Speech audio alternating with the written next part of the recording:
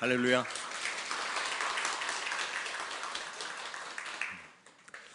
감사합니다.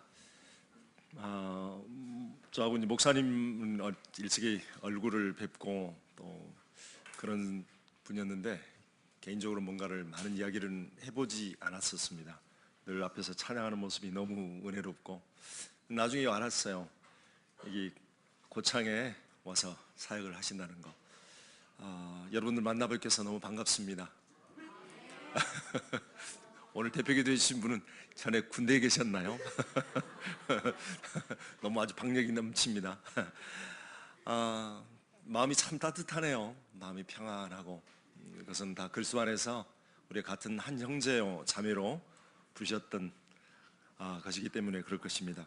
저는 개인적으로 전라 고창이 저희 옆 동네죠. 저는 전라남도 나주입니다. 나주가 고향이고 광주에서 좀 고등학교를 다녔고요. 모든 뿌리가 전라도에 있습니다. 좀 오늘은 좀 차분하게 좀 하나님께서 어떻게 해서 선교사 사역을 인도해 가시는지, 많은 분들이 선교사를 알고 계시는, 선교사를 어떤 나름대로 가서 경험도 하시고 하신 분도 계신 반면에 선교사 사역이 굉장히 막 어렵고 힘들고 뭔가 굉장한 힘이 필요한 것처럼 생각하는 부분이 있는 것 같아요. 좀 편안하게 하나님이 하시는 사역들을 좀 말씀을 드리고자 합니다. 선교 사역은 하나님의 사역입니다. 오늘 본문 말씀에 빌립보서 2장에 우리가 늘 어떤 문제, 저는 개인적으로 그래요. 사람들하고 문제 사건 앞에 부딪혔을 때 이 말씀을 묵상하면 금방 눅눅듯이 사라집니다. 내 마음에 엉켰던 것들, 사단에게 흑암에게 잡혀서 뭔가 굉장히 괴로웠던 것들이 그렇구나, 우리는 그리스도 예수 안에서 하나님의 자녀구나, 그리스도 예수 안에서 완전하게 해방을 받은 하나님의 자녀이구나, 그분이 우리와 함께 계시구나. 그럴 때 모든 문제는 일순간에 사라지죠. 굉장히 어떤 문제 사건 앞에서 많이 고민하고 어떻게 할까, 어떤 데는 주저하기도 하고 두렵기도 하고 떨리기도 하고, 굉장히 어떤 데는 불신앙에 사로잡혀서 어떻게 죽지도 살지도 못하는 그런 환경에 잡혀 있을지라도 이 말씀을 대하면 그렇구나, 그리스도께서 우리와 함께 계시구나. 아멘. 저는 실은 아프리카를 가기 참 어렸을 때부터 동경을 했었어요. 아프리카를 가야 되겠다. 아프리카에 가서 나름대로 의사가 돼서 굉장히 사람들을 좀 이롭게 병들을 치유하고 그래야 되겠다라는 생각들을 갖고 어렸을 때부터 그런 소원함들이 있었습니다. 어렸을 때 친구들을 만나면 그래요. 초등학교 친구들을 만나면 참 꿈은 이루어지는가 보다. 왜? 내가 기억하는, 너는 늘 어렸을 때 초등학교 때부터 아프리카를 가겠다고 그랬던, 그래? 그때는 의사가 되고 싶었어요. 의사가 되어서 정말 가서 인수를 베풀고 사람들을 세워야 되겠다, 그런 마음들이 있었죠. 근데 의사는 못 됐고요. 굉장히 영적으로 하나님께서 복을 주셔서 선교사가 되게 하셨습니다. 가서 보니까 아주 새까맣죠. 새까맣고 어떤 사람들은 아프리카 흑의를 보면 굉장히 좀 두렵기도 하고요. 결혼해서 제가 아프리카 가겠다고 하니까 장인어른, 그때는 장지 몰랐어요. 2005년에 파송식을 이제 앞두고 시골에 가서 아버님 저희 이제 아프리카 케냐로 갑니다. 그랬더니 그때까지 장인어른이 어떻게 알고 있었냐면 케냐가 아니라 캐나다로 알고 계셨던 거예요. 한 끗 차이죠. 너무 좋아하셨던 거예요. 동네 방네 다 돌아다니면서, 논정 돌아다니면서 우리 사이 출세해서 캐나다로 간다고. 근데 나중에 알게 됐던 거예요. 캐나다가 아니라 케냐. 저 시커먼 놈들 사는 데 가서 산다고. 도착하자마자 막 얼굴이 굉장히 불편하세요. 불편하고 저한테 굉장히 막 함부로 말씀하시더라고요. 그러더니 하시는 말씀이, 그 아프리카 영혼도 없는 짐승 같은 것들한테, 제가 그대로 말씀드린 겁니다. 영혼도 없는 짐승 같은 것들한테 왜 가느냐. 아버님 거기 가도 너무 좋아요. 거기도 사람이고요. 너무너무 똑같아요. 그랬더니 전혀 안 믿으세요. 딸이 가서 고생할 걸 생각하니까 그랬던 거죠. 근데 나중에 시간이 1년 지나고 2년 지나고 우리 소식을 전하고, 그때가 불신자이셨거든요. 근데 나중에 굉장히 저희를, 그리고 나중에 돌아가실 때 예수님을 영접하고 돌아가셨어요. 너무 저희 이제 처갓집이 7남매 그리고 장인 장모님, 제 아내 포함해서 딸 두 사람만 예수님을 알았었는데 다 장인 장모님 그리고 식구들이 다 예수님 영접하고 신앙생활 잘하고 계십니다. 하나님이 다른 처갓집 이야기하는 것이 아니라 바로 많은 사람들이 아프리카를 그렇게 오해하고 있죠. 아프리카 사람들은 게으르고 미련하고 그리고 또 굉장히 우리가 생각하는 대로 굉장히 뭔가가 부정부패가 강한 곳, 굉장히 사람 살 곳이 못 되는 것처럼 알고 있는데요. 그렇지 않습니다. 똑같은 하나님의 자녀들입니다. 그리고 아담과 하와의, 나중에 알고 보니까 그 아담과 하와가 저는 개인적으로 생각하기에 아프리카 사람이라고 이야기를 해요. 까맣지 않았나 좀 생각도 해봅니다. 근데 가서 보니까 똑같아요. 우리하고 어쩌면 그렇게 성정이 똑같은지, 먹고 마시고 원하는 거, 그리고 예수님 영접하고 났을 때 그들이 감격하고 하나님 앞에 찬양하고 하나님께 너무 그 사람들 더 열정이 좋죠. 우리는 그냥 이렇게 찬양하면 가만히 있어서 찬양하잖아요. 벌써 몸이 흔들리기 시작합니다. 아주 너무 하나님을 찬양하는데 굉장히 특별한 은사를 가진 사람들이에요. 어떤 환경에서도 또 굉장히 세상을 낙관적으로 보는 사람이기도 하고요. 가서 보니까 언어는 우리하고 좀 다르겠죠. 피부 색깔도 다르고 라이프스타일이나 그런 것들이 좀 다른데 어쩌면 그렇게 똑같은지 몰라요.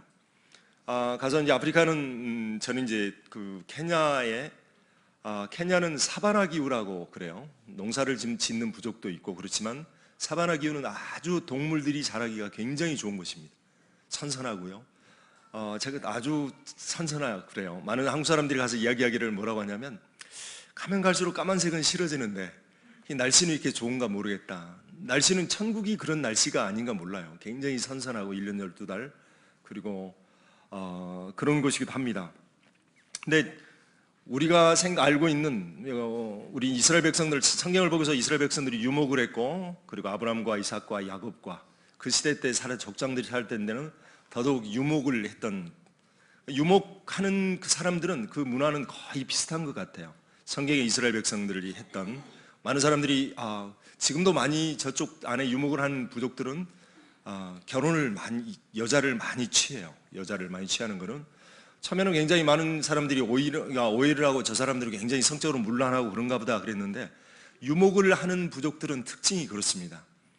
저는 아들만 둘인데요. 소를 늘리고 내가 재산이 늘어나면 늘어날수록 사람이 필요하죠. 사람이 필요한데 다른 목부를 드릴 수가 없는 거예요. 순간 내가 목부를 들여놓으면 순간 양, 염소 모든 가축을 가지고 도망가니까 오직 믿을 수 있는 사람은 가족들밖에 없죠. 근데 한 여자에게서 많은 자녀들을 못 키우니까 많은 여자를 두어서 자녀들을 낳게 하죠. 어떤 데 많은 사람은 제가 보니까 제 주변에 장로 한 분이에요. 장로가 망쿠유라고 하는 마사이 장로님인데요. 자녀가 70여 명이 넘어요. 그래서 누가 손자인지 누가 아들인지 모를 정도로 4명을 뒀는데 경쟁적으로 낳죠. 지금 요즘에는 좀 변해서 근데 경쟁적으로 낳기 시작합니다. 우리 저기 큰며느리가 아니라 저기 와이프 큰형님이 5을 낳았으니까 더 많이 낳아야겠지. 그러니까 많이 낳는 것을 굉장히 복으로 생각하고 그 다음에 자식들을 낳고 그 다음에 가축들을 늘려가죠. 그것이 그 사람들의 부의 상징이고 많은 가축이 많은 것들이 자식이 많은 것이 하나님께 복을 받았다고 하는. 근데 이제 복음이 들어가면서 이제 많이 바뀌어가기 시작하죠. 그래서 요즘 세대는 마사이 청년들도 전혀 아주 찾아보기 힘들어요. 부인을 둘을 데리고 셋을 데리고 요즘에는 그만큼 많이 바뀌어간 거죠. 복음이 들어가고 그리고 우리하고 많이 다른 것이 하나가 뭐가 있냐면 거기는 겨울이 없어요. 감사하게 얼어 죽은 사람은 하나도 없어요. 겨울이 없다 보니까 전혀 저장하는 문화가 아닙니다. 우리하고는 전혀 다른, 이해를 못하죠. 우리 시골에 보면 벌써 10월 달 추수하기 시작하고 고구마 추수하고 수확하고 막 방에다 넣기도 하고 어떤 거는 묻기도 하고 뭐 여러 가지 방법으로 또 이렇게 창고에다 이렇게 말리든지 삶든지 해서 다 이렇게 저장을 하잖아요. 긴 한 5개월 남짓 되는 겨울을 낳기 위해서. 근데 그 문화는 전혀 저장하는 문화가 아닙니다. 그러니까 뭔가가 오늘 하루 굉장히 많은, 저는 이게 지금 시즌이 이제 곧 다가와요. 지금 되면 막 비름나물 막 굉장히 여러 가지 야상에 이렇게 나물이 가득하게 자라요. 아프리카는 뭐 먹을 것이 없는 것 같은데 그렇지 않습니다. 우기 때가 되면 아주 먹을 것이 너무 넘쳐나서요. 근데 너무 막 이렇게 잔뜩 있으니까 그걸 배에다가 막 뜯어다가 삶고 말리고 막 그래요. 그랬어요. 그런 게 앞으로 계속 먹어야 될 건 강박증에 사로잡혀서 이거 저거 너무 많으니까 저거 빨리 말려서 삶아서 지금 말려야지. 시래기도 많은 잔뜩 시래기를, 나중에 알고 보니까 시래기를 삶아서 말려야 될 필요가 없는 거 있죠. 그냥 물만 있으면 그냥 계속 자라는 거니까요. 전혀 그런 문화가 아닙니다. 좀 옆에 있는 일꾼들한테 좀 더 많이 뜯어가지고 말리고 좀 해라 그래도 전혀 자기 오늘 먹을 것만 뜯어가요. 그러다 보니까 오늘 돈을 500실링, 우리나라 돈으로 일분들이 한 600원, 6,000원 정도 벌어요. 하루 일하면. 그걸 좀 이렇게 우리처럼 생각해서 몇천 원을 이렇게 좀 저장하고 세이브하면 좋겠는데 전혀 그렇지 않습니다. 필요한 거는 다 쓰고 오늘 먹고, 그리고 그 사람들이 제일 말하는 게 뭐냐면 하쿠나 마타타. 따라해보세요. 하쿠나 마타타.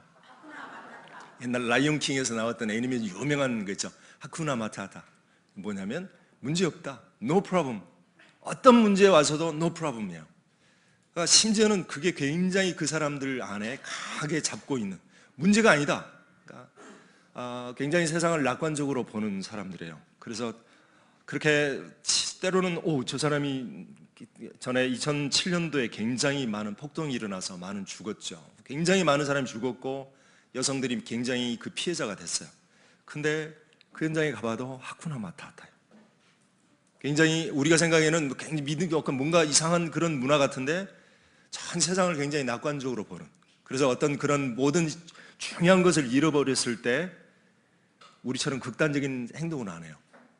아주 4,500만 정도, 실제 인구는 우리보다 더 많다고 이야기를 해요. 우리보다는 한반도보다는 3배, 우리나라 남한의 한 6배 정도 커요, 케냐는. 근데 많은 숫자가 살아도 자살해 죽은 케이스는 거의 없습니다. 아주 지극히 드물어요, 자살해 죽은 거는. 왜?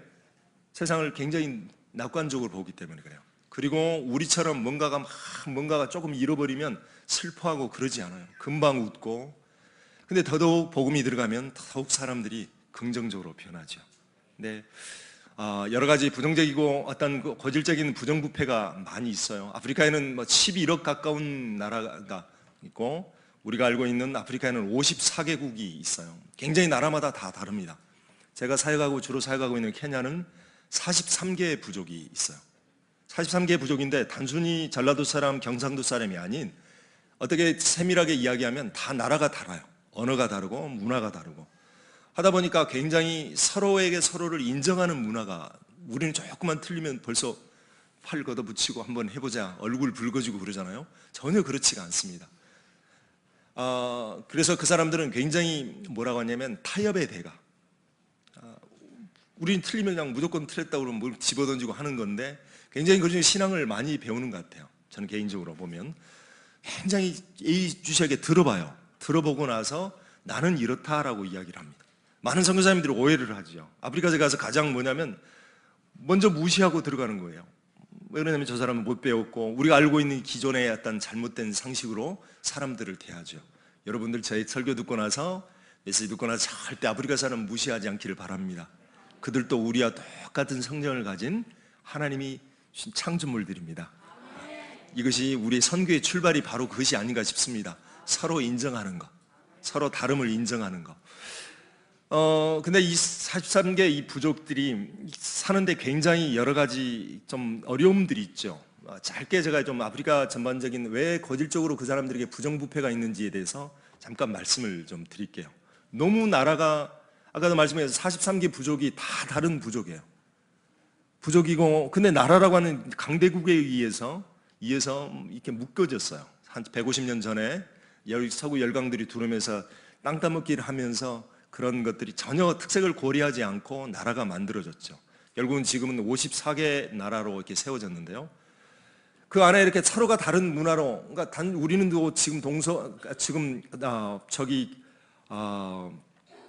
지금 지역 감정 때문에 많이 이렇게 좀 저기 할 때마다, 선거를 치를 때마다 이 고전을 면치 못하잖아요. 근데 이거는 지역 감정하고 다른 완전 나라와 나라의 그런 모습입니다.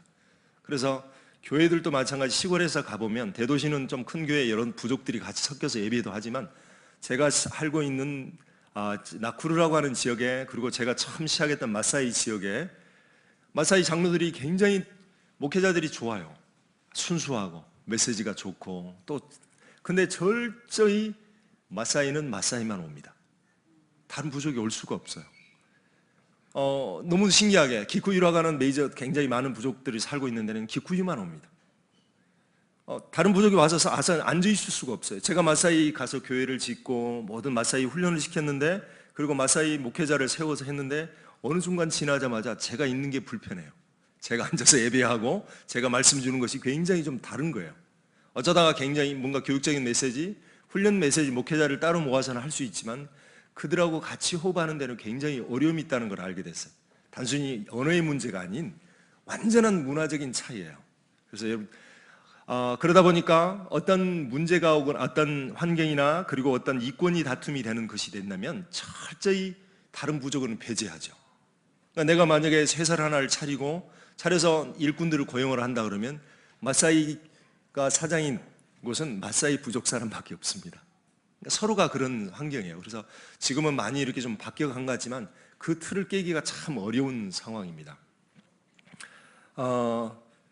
이제 그것이 이제 아프리카의 어떤 모습이죠. 그런데 지도가 여기는 없지만 지금 아프리카에는 54개국이라 하면 북아프리카까지 포함을 하고 있습니다. 북아프리카까지. 북아프리카 쪽은 사하라 이북은 무슬림권이 이렇게 장악을 하고 있죠. 그러니까 이집트, 모로코, 시리아 요즘에는 한참 이렇게 했던 그런 것은 다 북아프리카권이에요. 실제로는 언어권이나 모든 문화권은 거기는 무슬림, 중동권으로 들어갑니다. 근데 사하라 이남 쪽에 지금 제가 살아가고 있는 케냐, 그것이 이제 동부 아프리카라고 하죠. 여러분들 늘 사파리라고 그래서 야생동물이 많고 아주 아름다운 곳이기도 하고요.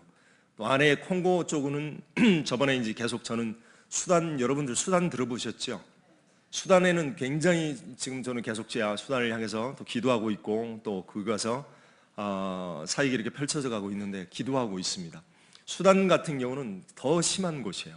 북수단하고 그렇게 싸움을 하면서 다푸르 지역에 공식적으로 40만 명이 넘는 사람이 죽었어요. 아주 무참하게 죽이죠. 그래서 이게 뭐라고 하냐면 인종학살, 제노사이드라고 하는 루안다도 마찬가지고요. 이것이 국가 간에 그 같은 국가 안에서 부족들이 서로가 경쟁하고 서로가 대립하다 보니까 나중에는 한쪽 부족이 아예 한쪽 부족을 죽이려고 하는 거죠. 이게 대학살입니다. 대학살은 여러분들 알고 있다시피 정말 이거는 사단의 장난이에요. 이것이 한번 여러분들 만약에 저는 이제 전쟁 세대는 아니고 6.25 동란을 겪어보지 않은 세대지만 전쟁이 얼마만큼 무섭고 참담하다는 걸 압니다. 여러분들 후대에게 여러분 혹이라도 전쟁이라도 일어났으면 좋겠다, 뒤집었으면 좋겠다 이런 생각을 갖고 계신다면 여러분들은 정말 사단에게 속고 있는 거예요. 전쟁은 모든 것을 쓸어가 버립니다. 내가 잘난 것도 쓸어가고 이쁜 것도 쓸어가 버리고 내가 정말 소중히 갖고 있었던 모든 것을 쓸어가 버려요. 저는 한동안 이렇게 저쪽에 카쿠마라고 하는 지역에 레피지 캠프 난민촌에서 계속 사역을 했고 지금도 그렇게 연결된 사람들이 있습니다. 그들이 가지고 있는 저는 이제 정말 말 그대로 모든 걸 잃어버리고 일사부태대 우리가 어른들이 말씀하시던 그거를 이렇게 실제로 거기 현장에서 보는 거예요. 완전히 모든 것이 무너져 버려요. 사단의 장난이죠. 근데 그곳에 참나게 가장 그 모든 불씨를 내전의 불씨 그리고 모든 다툼의 불씨를 해결할 수 있는 것이 바로 복음입니다. 오늘 우리 빌립보서 2장을 읽었습니다. 빌립보서 2장에는 우리의 모든 행동하는 것들, 우리가 삶 가운데서 어떤 상황, 어떤 시츄에이션, 어떤 것을 대할 때도 우리가 이 근간이 되는 모든 것에 해결이 되시는 그리스도의 복음, 이것이 출발이어야 됩니다. 그리고 우리 신앙생활 모든 것들이 우리의 자랑이나 우리의 어떤 강함이 아닌 오직 그리스도에만 됩니다. 교회를 저는 봅니다. 시골에서도 시골 교회에서 자랐고 많은 사람들이 많은 목사님들 때로는 오래된 장로님들 고루한 죄송합니다만 여러분 정말 복음 가진 장로님이십니다. 근데 내가 생각하고 있는 내가 가지고 있는 고집, 내가 가지고 있는 아집 그리고 젊은 세대가 내가 가지고 있는 새로운 어떤 생각들, 새로운 아이디어 이것이 절대 기준이 돼서는 안 됩니다. 복음은 교회의 모든 기준은 복음이어야 됩니다. 바로 복음은 바로 그리스도여야 됩니다. 그리스도로 말미암아 될 때 우리의 모든 교회 그리고 개인 그리고 우리의 모든 사역들이 가장 조화롭게 결국은 하나님께 영광을 돌리게 되죠. 많은 사람들이 다 백인백색이라고 이야기를 합니다. 선교지 가보니까 그래요. 많은 장로들을 모아놓고 많은 해봐도 이야기를 들으면 다 백인백색이에요.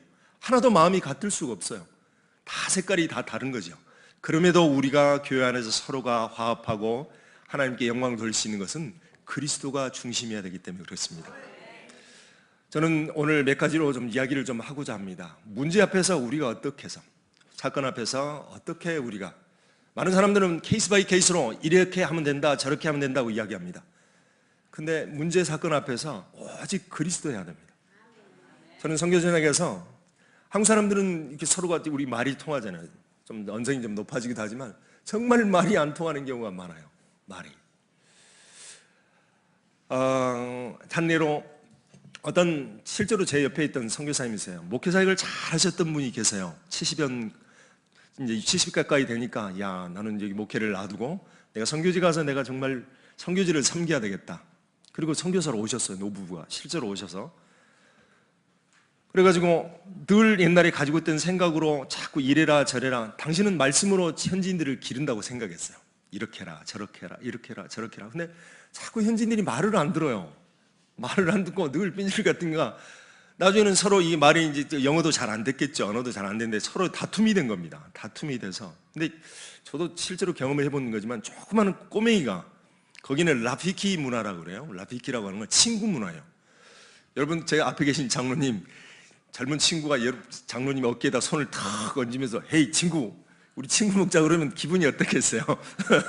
기분이 굉장히 좀 이상하겠죠. 그게 빌비세요. 꼬맹이인지 10대살도 안 먹은 애가 됐어. 어깨에다 손을 탁 얹으면서 친구 먹자 그러고 영 세상 말로 좀 싸가지가 없어요. 느낌이죠. 문화가 다르다 보니까. 근데 가르치면 그거를 받아들이고 우리가 생각하는 대로 어른이 말씀하시면 예 알겠습니다. 예 고치겠습니다. 그러면 시정하겠습니다. 이래야 되는데 발끝마다 말을 티를 잡고 말을 같이 말 먹자고 이야기를 한 거예요.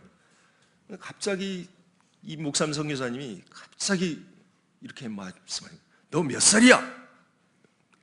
이런 거죠. 근데 갑자기 이 꼬맹이는 영어로 이제 너 몇 살이야 이렇게 했겠죠. 근데 너무 이해가 안 된 겁니다. 왜 젊은 이 목사님이 나보고 몇 살이라고 물은 걸까?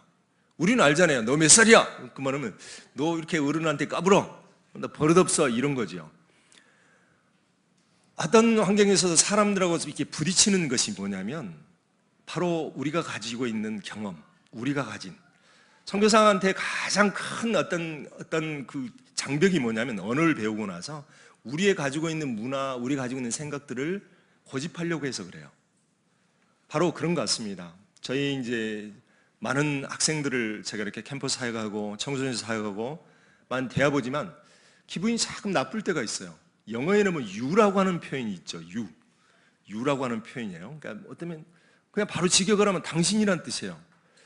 저는 이 시간이 지나서 뭐냐면 저보고 레버런 송, 그러니까 뭐 이게 목사님, 송 목사님, 아니면 미셔너리 송, 아니면 미스터 송 이렇게 부르보다는 친해지면 꼬맹이들이 조그마한 꼬맹이들이 와가지고 송 그래요. 저는 좀 괜찮아졌어요. 근데 아내가 굉장히 지금도 힘든가 봐요. 꼭 불러가지고 꼬맹이들 와저토 이러 오라 그래가지고 송이 아니라 또박또박 이야기해줘요. 미셔너리 송, 레버런 송. 근데 바로 집사람한테 들어가면 송 그래요. 꼬맹이들이 이제 길을 나서면 제가 꼭 연예인병 걸린 것 같아요. 하도 송송을 외쳐서.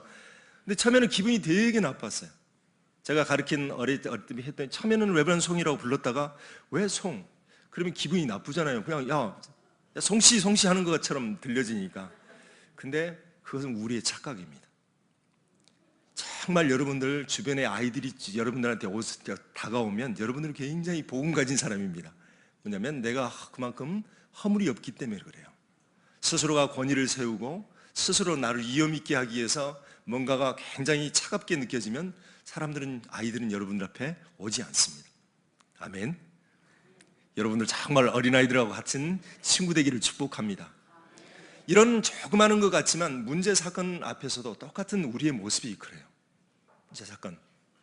재밌는 이야기보다도 좀 굉장히 저는 이제 여러 가지 사업들, 코이카나 기관에서 사업들을 이렇게 좀 진행하고, 컨설턴트로 이렇게 좀 일을 좀 하고 있긴 한데요. 제가 키스무 지역이라고는 갔어요. 키스무 지역은 여러분 오바마 대통령 아시죠? 오바마 대통령의 아버지가 있는 곳이에요. 그래서 오시잖아요. 진짜로 오시예요. 오바마, 그러니까 루오족에 가면 다 오시예요. 오바마, 오댕, 오마모, 어딘가 다 오시예요. 앞에가 오가 붙어요. 그러면 항상 이름을 서로 통성명할 때 이름의 앞에 초성이 어떻게 시작에 따라서 거의 다 그 부족을 다 예측할 수 있습니다. 다 오시예요. 근데 저희 이제 큰 사업에 코이카에서 한 10억 남짓 들여서 하는 사업이에요. 제가 이제 바닥을 이제 커뮤니티를 움직여야 하는데 사람들이 되게 지역 감정이 있어요. 집성촌이죠. 다 오시니까. 다 오시고 다른 사람이 오면 아침에 와서 일을 시키면 큰 농장에서 이렇게 뭔가 기반 작업 하는데 50명, 많게는 100명이 와요. 100명이 오는데 다른 부족은 일을 시키지 못할 정도래요. 나만 시켜주고 우리 부족만 시켜주고 다른 사람은 여기서 현지 매니저를 붙여주면 그 사람이 루어잖아요. 루어인데 절대 다른 부족 사람을 고용을 안 씁니다. 넌 가.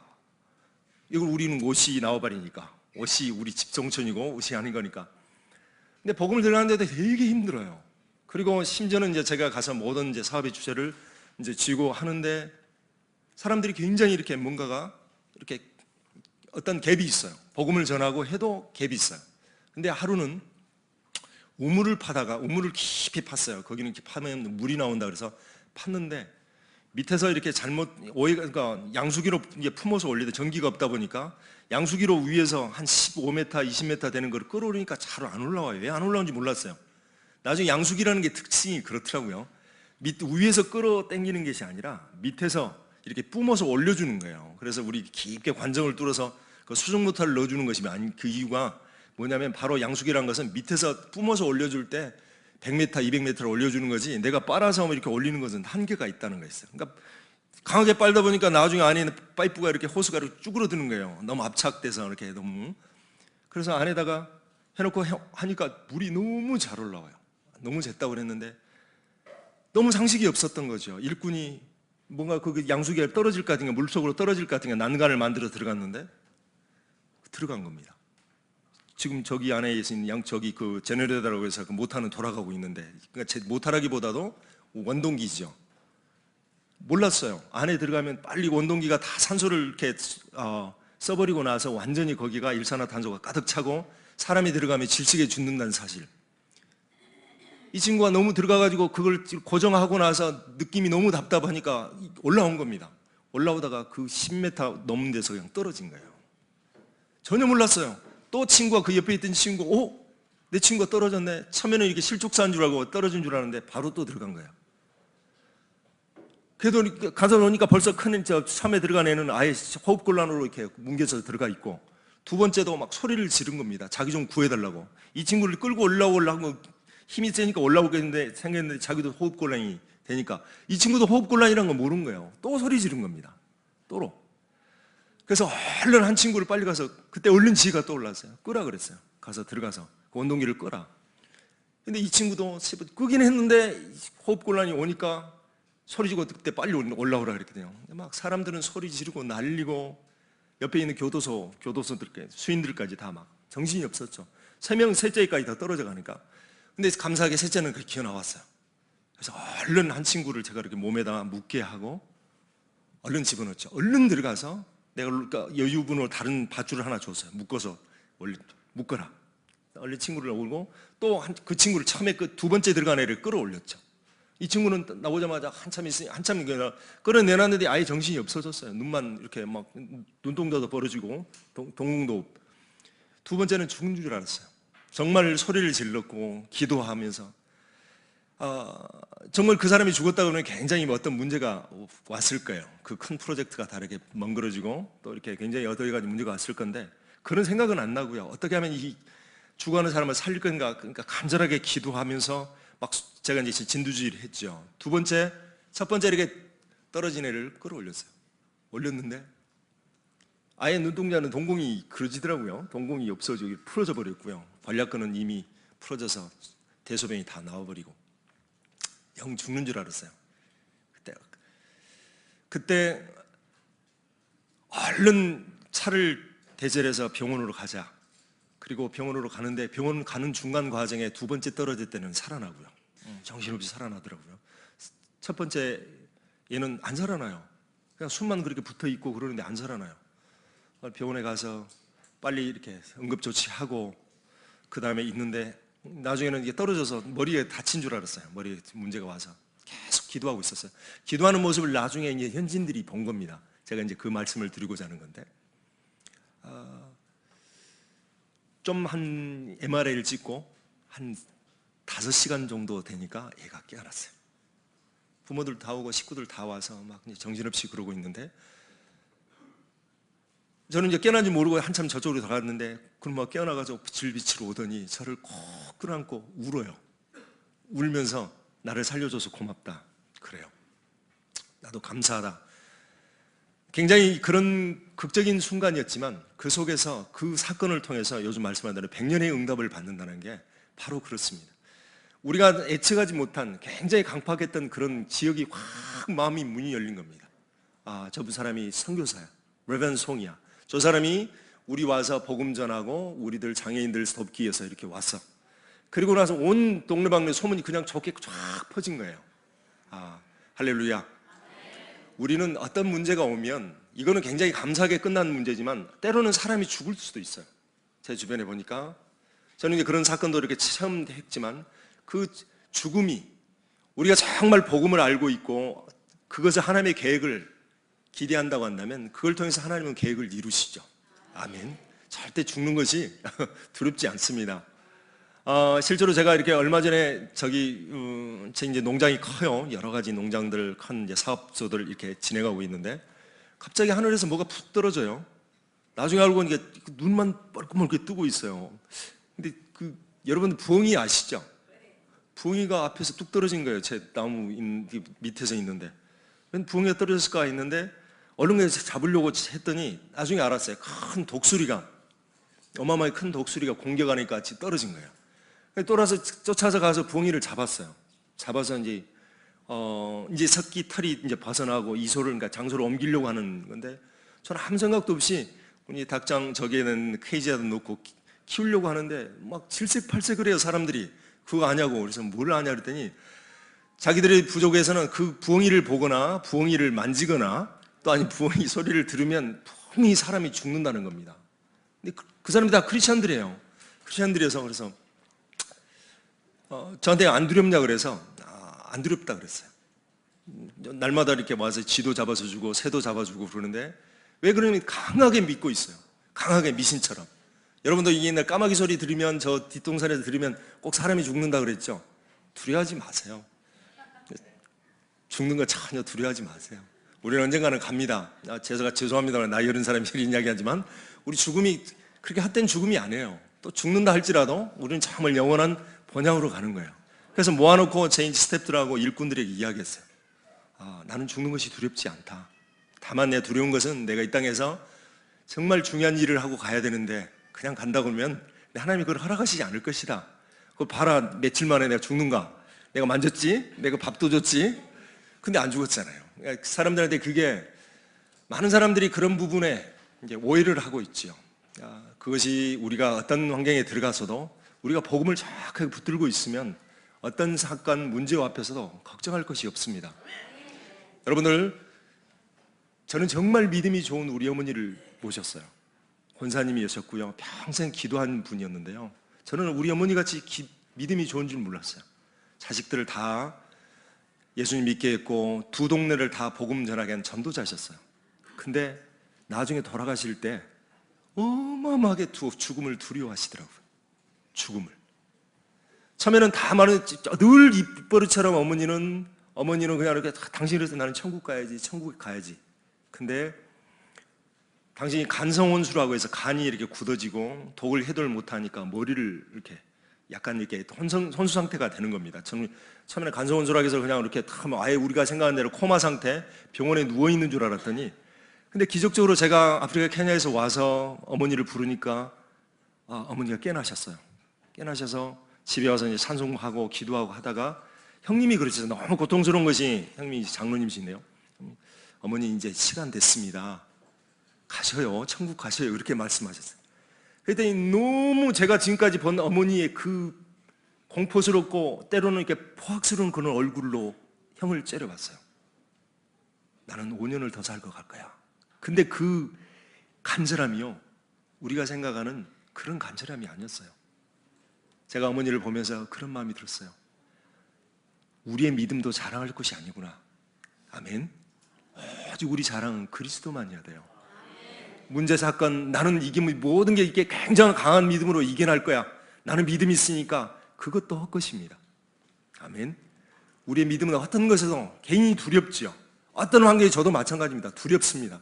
그러나 그 모든 두려움을 이겨나갈 것이 바로 그리스도께서 우리와 함께 하신다는, 우리와 함께 하신다는 어떤 믿음이 아니라 그분이 함께 하심으로 우리는 그 문제를 넘어갈 수 있습니다. 그렇죠. 경제적으로 많이 어려울 때 여러분 아시죠? 저도 많은 어려움들을 겪어봅니다. 경제적으로 어려울 때 두렵습니다. 떨립니다. 빚쟁이가 제일 무섭더라고요. 제일 막 공사가 어마어마하게 벌어지다 보니까 막 앞에 있는 철물점에서 잔뜩 뭔가를 물건을 시켜요. 막 잔뜩 시켜놓고 그 다음날 바로 토요일날, 보통은 토요일날 갖다 주는데요. 토요일날이 제일 두려워요. 토요일날이 두렵고, 그 만약에 안 갚으면 벌써 득달같이 전화 오고 쫓아오거든요. 쫓아오면 벌써 못 주면, 얼마라도 못 주면 그 철물점을 못 지나가고 저만큼 돌아갑니다. 여러분들 이 가게에서 예상 먹고 나중에 못 갚아서 여러분 돌아가신 기억이 있으시죠? 바로, 근데도 항상 주님께서 함께 하신다고 하는, 어떤 환경에서 나는 주님께서 채우시고 입히시고 먹이시고 보호하시고, 그 믿음이 있으면 우리는 넉넉히 이기고 남습니다. 여러분들, 창덕교회 여러분들, 정말 내 믿음 자랑하는 것이 아니라, 내 경험 자랑하는 것이 아니라 오직 복음 자랑하시는 창덕교회 성도들이 되기를 축복합니다. 그리고 우리가 사람 앞에서 우리를 늘 점검해 봐야 됩니다. 사람은, 저는 많은 거는 경험을 못 해봤지만 이거는 조금 압니다. 사람은 섬겨야 되는 존재지, 사람으로부터 기대하고 섬김을 받으려고 하면 내가 늘 힘들어진다는 거. 아멘. 어떤 사람도요, 어떤 사람도. 사랑하는 아내, 저번에 되게 제가 식중독하고 막 엄청나게 힘들었어요. 막 힘들고 막 거의 막 죽을 것 같더라고요. 토하고 막 나중에는 막 피까지 토하더라고요. 강하게 속의 것이 다 토해져 나오니까. 여보, 옆에서 막 우리 생각하기는 사모가 아주, 죄송합니다, 집사람이 안 보니까 지금 이야기합니다. 기도해주고 믿음 주고 그럴 줄 알았더니 이렇게 이야기합니다. 여보, 땅 문서 그거 잘 된 거지? 그게 이제 굉장히 센터도 만들고 여러 가지 것들도 만들어서 굉장히 많이 하다 보니까 거기도 똑같이 우리처럼 땅 문서가 있어요. 그냥 무조건 말뚝 박아놓고 내 땅이 아니라 와서는 아주 조심스럽게 물어요. 땅 문서 괜찮은 거지? 그래서 속으로 그렇게 아파 죽겠는데 속에 웃음이 나왔어요. 그래, 내 아내구나. 나름대로 굉장히 열심히 기도하고 헌신적인 사람이에요. 근데 아내를 내가 기대하면, 그래서 나중에 이야기를 물어봤어요. 나도 정말 안 믿어지지? 그랬더니 속에 솔직하게 이야기합니다. 당신 안 믿어져. 당신 안 믿어져. 우리의 믿음의 대상은 오직 주 예수 그리스도, 그분밖에 없어요. 사람을 믿으려고 하면 어디 저를 정말 말 그대로 만약에 가서 제가 고통당한 거 현진들한테 골탕 먹은 거 생각하면 굉장히 많은 사람들이 이런 이야기해요. 송 목사 멘탈이 강해. 실제로 좀 많이 그래진 것 같아요. 굉장히 저희 우리가 말하는 유리 멘탈이었는데 많이 강해졌어요. 사람들이 상처 주고 뭐 별소리를 다 하고, 제가 지난 동안 굉장히 많은 어려움이 좀 있었던 것 같아요. 제가 재밌는 이야기 하나 해드릴게요. 인도에 가신, 인도가 그렇게 힘들다 그래요. 아프리카 선교사는 굉장히 또 행복한 자인지도 모릅니다. 그들이 순수하고 그 마음에 것들이 있어서요. 인도는 힌두이즘이라는 게 있어서요, 굉장히 힘들어요. 배척하고, 그리고 또 얼굴이 하얗다 보니까, 하얗고 나름대로 굉장한 전통 문화, 역사를 가지고 있다 보니까 우리 동양인들을 굉장히 무시하죠. 코도 작고 키도 작고, 얼마나 인도 사람들이 잘생기고 멋진 사람 많아요. 근데 하루는 너무 힘이 들어서 내가 한국으로 돌아갈까 죽을까 이렇게 걱정을 하고 길을 가는데 서커스단이 보이더랍니다. 서커스단이 보이는데 큰 코끼리를 가지고, 근데 서커스단의 이 저기가, 조련사가 뭐라고 하냐면, 우리 청중 누구 중에 저기 코끼리한테 눈을 찌르거나 뭘 위협을 가거나 그런 것도 아니고 오직 귀 속에다 말해서 코끼리가 눈물을 흘리면 어마어마한 상금을 주겠다. 굉장한 상금이었던 모양이에요. 근데 많은 사람들이 시도해봤는데 전혀 코끼리가 요지부동도 안 합니다. 근데 너무 한풀이 같은 걸 해보고자 해서 내가 한번 해보겠어 하고 가서 인도말을 했겠죠. 인도말로 코끼리에게 다 속삭입니다. 자기가 선교에서 상처받은 이야기, 너무 현지인들이 자기를 괴롭게 했던 이야기, 어려운 이야기를 했더니 코끼리가 눈물을 줄줄 흘리더래요. 그래서 굉장한 많은 상금을 가지고 와서 몇 년을 잘 버텼대요. 아니나 다를까 몇 년 지나니까 또 후원께서 다 끊어지고 경제적으로 어렵고 여러 가지 마음이 늘 고뇌서 또 길을 가는데 똑같이 저기가 코끼리 고개단이 이렇게 와가지고 있는 거예요. 근데 나중에 들어보니까 이제는 주제가 바뀌었어요. 뭐냐면 눈물을 흘리게 하는 게 아니라 말 한마디만 해서 코끼리가 도망가게 하면 굉장한 또 상금을 주겠다고 이야기를 한 거예요. 그 말을 듣고 나서 자기가 또 자원을 했죠. 그러고 나서 뭐라고 이야기했냐면 짧은 말을 했어요. 너 나 기억하지? 너 나랑 같이 선교하자. 그러더니 실급하고 코끼리가 도망가더랍니다. 보니까 참 많이 어려움들이 와요. 너무 상식밖에 행동을 하고요. 제가 지금까지 잃어버린 것들이 얼마나 될까요? 제가 은혜로운 거는 뭐냐면 제가 그런 걸 잘 계수를 안 해요. 그냥 잊어버리고 마는데요. 하도 연장들이 없다 보니까 그러겠죠. 아세요? 차반자루가 하루 노동자 임금하고 거의 같습니다. 노동자 임금하고 같다 보니까 그냥 삽을 많이 갖다 놓고 깨끗하게 이렇게 삽을 갖다 놓아도 금방 없어져요. 그래서 왜 삽이 없어서 연장이 없는다 알죠? 누가 가져간 건 아는데 막 이야기를 하니까 옆에 있는 사람이 그래요.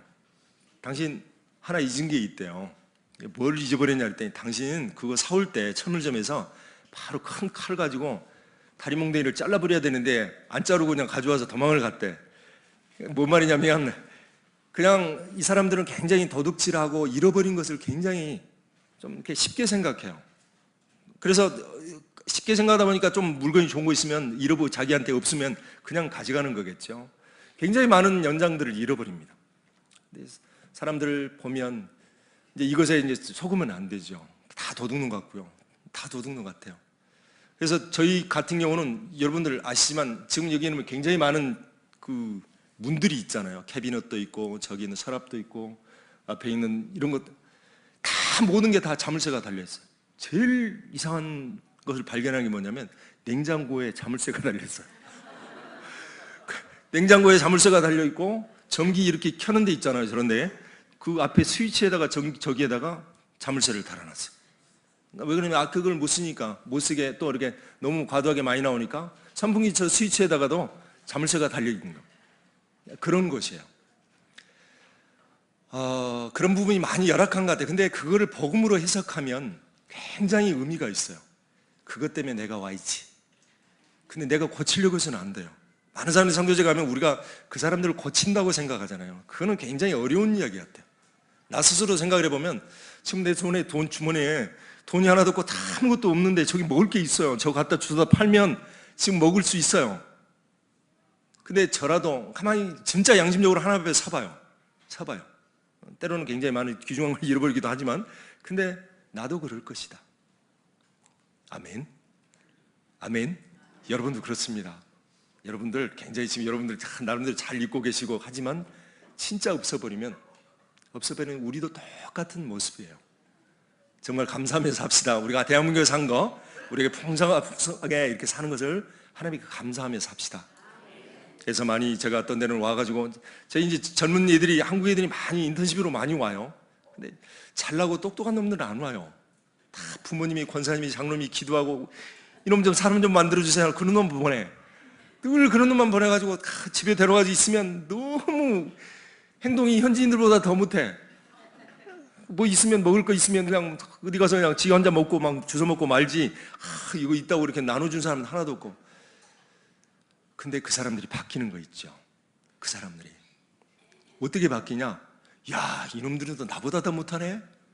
나는 현장에서 한국에서 굉장히 왕따 다니고 늘 부족하고 늘 모질한 사람인 줄 알았는데 내가 도움이 필요하네. 나의 도움이 필요한 사람이네. 실제로 지금 RUTC에 이렇게 지금 신학교 다니는 친구가 하나가 있어요. 그 친구가 변한 케이스예요. 처음에는 늘 왕따였어요. 늘 사람들이 다 너 이렇게 사냐 이렇게 사냐. 근데 자기는 늘 자격지심이 열등감에 쪄들어 있어서, 근데 와서 살 때 며칠 있다 보니까 이 애들이 나를 보고 기뻐하네. 이것이 변화하는 거예요. 우리가 현장에서도 저도 그렇습니다. 저도 가서 보니까 부족하고 나약한 사람이 가서 보니까 내가 할 일이 있더라고요. 처음에는 굉장히 많은 뭔가를 저 사람 부족하니까 내가 가르쳐야 할 거야. 가서 보니까 내 모습이 거기서 거기예요. 거기서 거기. 근데 다른 것이 하나가 있다면 내가 그리스도가 있구나. 그리스도의 사랑이 있구나. 이럴 때 사람들이 섬겨지고 사람들이 인정이 되어지고요. 절대 저는 돈 많은 사람 앞에서 그 은혜를 받았어요. 돈 많은 사람 앞에서, 권력자 앞에서 이렇게 막 마음이 이상해지고 조금 뭐가 열등감이나 이래지지 않습니다. 그래서 많은 권력자도 만나보고 정치가도 만나보고, 저번에 박근혜 대통령도 가서 만나봤어요. 가서 사회도 보고, 자랑하는 게 아니에요. 그만의 제 안에 어떤 굉장히 복음으로 말미암은 정체성들이, 자부심들이 저한테 있는 거 봐요. 제 주변에는 도지사도 있고, 그리고 국회의원들도 있고요, 장관도 있고. 근데 그 사람들하고 저는 견준다 그래서 내가 막 이렇게 어깨가 올라가고 그렇지 않습니다.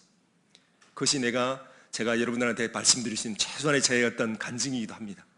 복음을 받고 났더니 누구를 봐도 이렇게 쩔리지 않아요. 꼬맹이 아멘.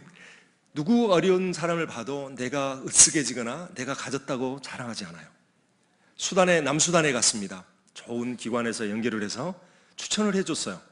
누가 가서 수단에 가면 그 사람들을 할 수 있겠느냐 그랬더니 이구동성으로 송유성 교사 같이 가면, 그래서 저 생전 모르는 기관에서 저를 컨택해서 이제 갔죠. 갔다 보니 완전히 수단은 남선은 무너져 있어요. 여러분들 혹시 저 나이 또래 나병 환자를 보신 분 계십니까?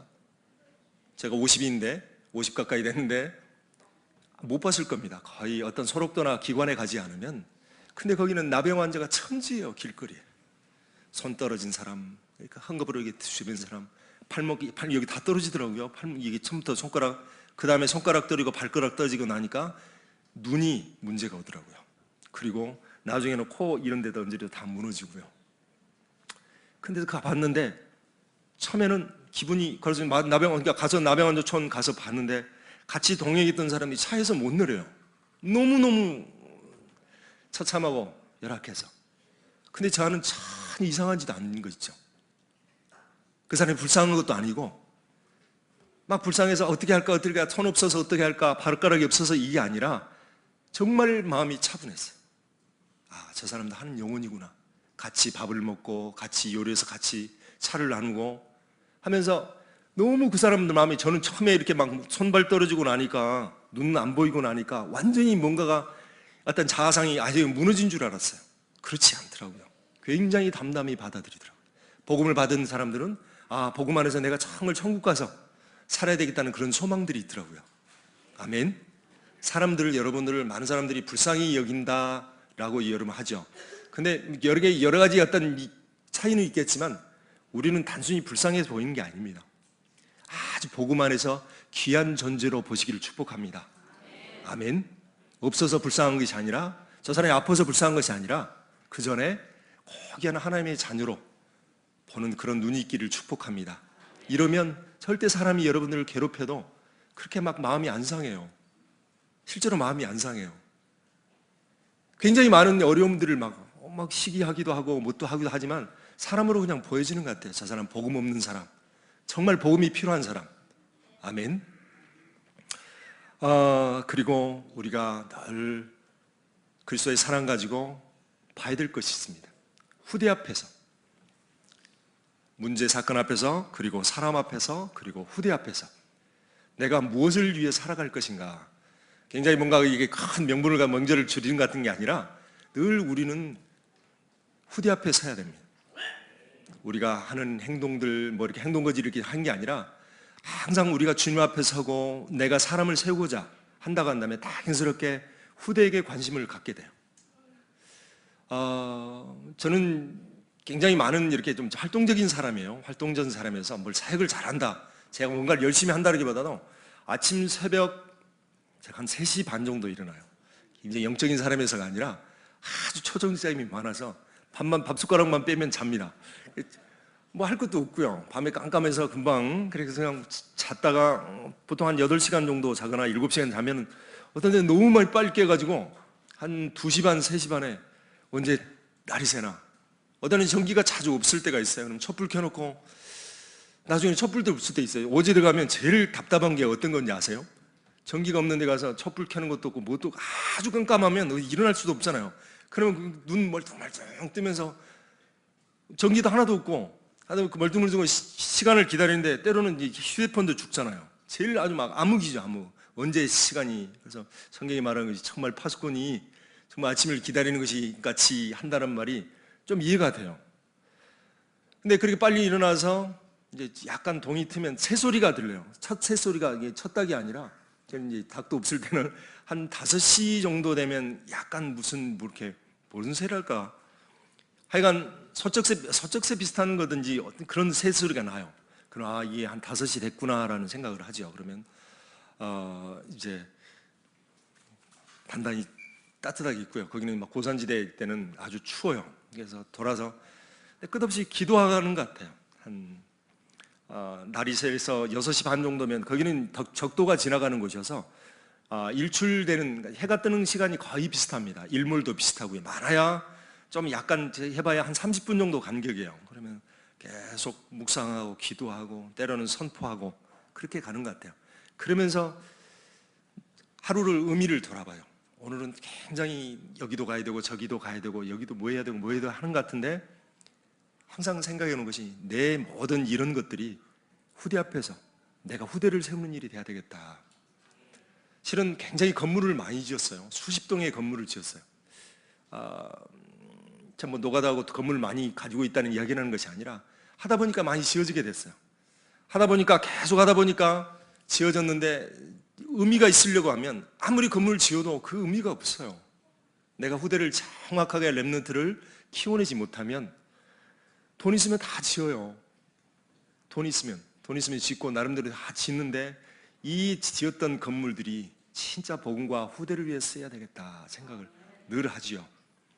이제 그러다가 그런 중에 이제 아이들을 키우게 되고 그 다음에 고아원을 돕고 세우고 그 다음에 또 고아들을 데려다가 양자로 들여서 키우기도 합니다. 그리고 많은 청소년들을 키우기도 하고 근데 그것이 제일 재밌어요. 제일 제가 이렇게 기쁜 것이 뭐냐면 꼬맹이들 조그만 애들도 어떻게 이제 알았겠죠. 제 이름이 송이에요. 익수라고 가르쳐줬더니 송익수라고 했더니 발음을 잘 못해요. 발음을 못해서 그냥 송이라고 불러 했더니 꼬맹이 이제 젖대서 아장아장 걷는 애도 저만 보면 송 그래요. 왜 그러냐면 그 동네에 저같이 색깔을 가진 사람이 하나밖에 없거든. 여러분 굉장히 유명한 사람이 됐어요. 여러 가지 큰 사업들도 진행하면서 이제 거의 모르면 간첩일 만큼 한 20만 명 정도 사는 동네인데요. 그렇게 됐습니다. 근데 아이들이 늘 오는 것이 기뻐요. 그리고 어떤 프로그램을 만들어서 계속 청소년 사역 그리고 지금 여러 가지 뭐 다르게 뭐 사역을 뭐 어떻게 한다 이렇게 다 말씀을 드릴 수는 없지만 하여간 굉장히 많은 청소년 그리고 렘넌트를 키우는데 많은 시간과 에너지를 들이고 있습니다. 근데 굉장히 즐거워요. 그 사역이. 그래서 잠깐 오늘 아침에 오는데 정도 목사님한테 잠깐 우리 목양실에서 그 이야기를 들었습니다. 렘넌트들이 정말 뿌리의식을 가지고 복음을 가지고 세워지는 그런 교회이기를 바란다고 굉장히 중심 있게 하고 계시는 걸 봤습니다. 바로 맞습니다. 고창인 여러분들 저도 시골이라 알지요. 저도 다른 여기 지역은 잘은 모르지만 금방 아이들이 커서 대도시로 나갑니다. 서울 그리고 또 어쩌면 여기 있는 아이들은 더 소망하고 더 하는지 모릅니다.